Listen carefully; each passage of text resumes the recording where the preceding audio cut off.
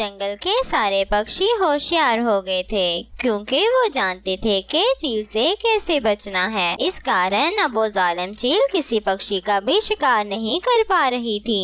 कितने दिन हो गए, कोई पक्षी हाथ नहीं लगा। भूख से तो पेट में भी चूहे ढोल बजा रहे हैं। भूख के कारण चील के पेट से आवाजें आ रही थीं। फिर चील जंगल में शिकार ढूंढने जाती है। वो पूरे जंगल का चक्कर लगाती है, लेकिन कोई पक्षी भी उसके हाथ नहीं लगता। फिर वो थक कर एक पेड़ पर बैठ जाती है। हाय हाय, मैं तो थक गई, पर कोई पक्षी मेरे हाथ नहीं लगा। लगता है इस भूख के कारण मैं जल्द ही स्वर्ग पहुंच जाऊंगी। हाय रे, भूख के कारण कैसे कैसे ख्याल आ रहे हैं मुझे।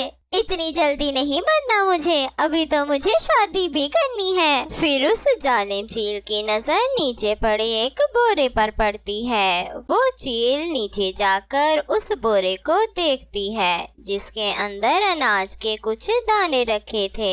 लगता है ये सूखे दाने खाकर ही गुजारा करना पड़ना है। फिर जैसे ही चील कुछ दाने खाने लगती है, उसके खुराफाती दिमाग में एक आइडिया आता है।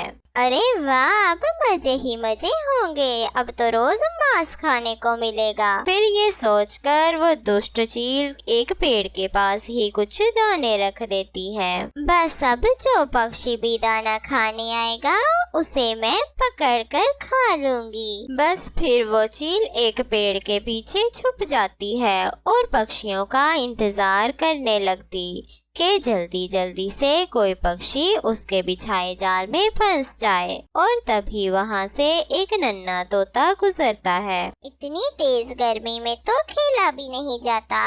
अब घर जाकर ठंडा ठंडा शरबत पीऊंगा, फिर कहीं जाकर सुकून मिलेगा। ऐसे सोचता वो नन्हा तोता उस पेड़ के पास पहुंचता है, जहां उसे बोरे पर पड़ा भोजन दिखता है। अरे वाह, इतना सारा भोजन, आज ये भोजन लेकर घर जाता हूँ। पापा इतना भोजन देखकर खुश हो जाएंगे। और नन्हा तोता जैसे ही दाने उठाने लग, वो दुष्ट चील अपने तेज पंजों में नन्हे तोते को दबोच लेती है और नन्हे तोते को झाड़ियों में ले जाती है।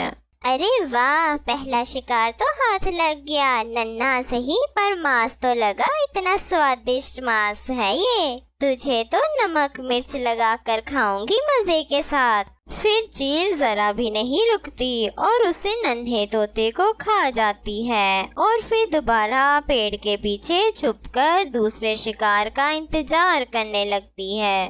वहीं दूसरी तरफ तोता अपने बच्चे को ढूंढ रहा था। रानो, तुमने मेरे बेटे को देखा है? इतनी शाम हो गई लेकिन वो अभी तक घर नहीं आया। नहीं तोते भैया, कुकू बता रहा था कि वो आज अकेले ही जल्दी घर जाने का कह रहा था, लेकिन अगर नन्हा तोता घर नहीं पहुंचा तो कहाँ गया? फिर रानो तोते के साथ पूरे जंगल में उसके बच्चे को ढूंढने जाती है और उधर दूसरी तरफ बुलबुल की नजर उस भोजन पर पड़ती है। वो भी चील का शिकार हो जाती है। फिर रोज रोज जंगल के पक्षी गायब होने लगते हैं, जिस कारण जंगल के पक्षी बहुत ही ज्यादा परेशान हो गए थे।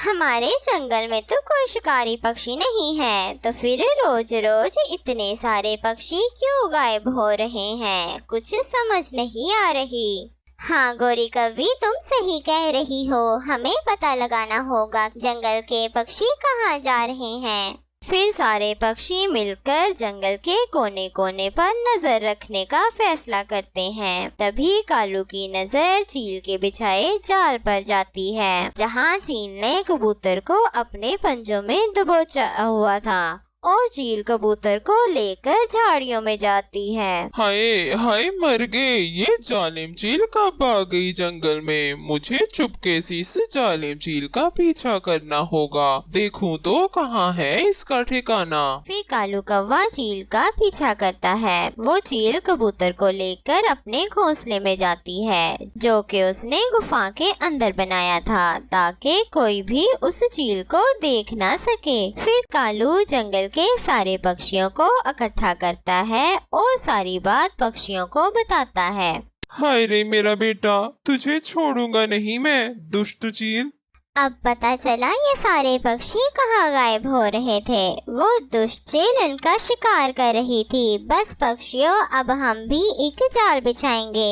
अब तुम हमसे नहीं बच पाओगी। बस फिर सारे पक्षी मिलकर एक प्लान बनाते हैं। चील जैसे ही अपनी गुफा से बाहर निकलती है तो पक्षी वहाँ पर बॉम्ब लगा देते हैं और छुपकर चील का इंतजार करने लगते हैं। लगता है आज खाली पेट ही सोना पड़ेगा। न जाने सारे पक्षी कहाँ चले गए।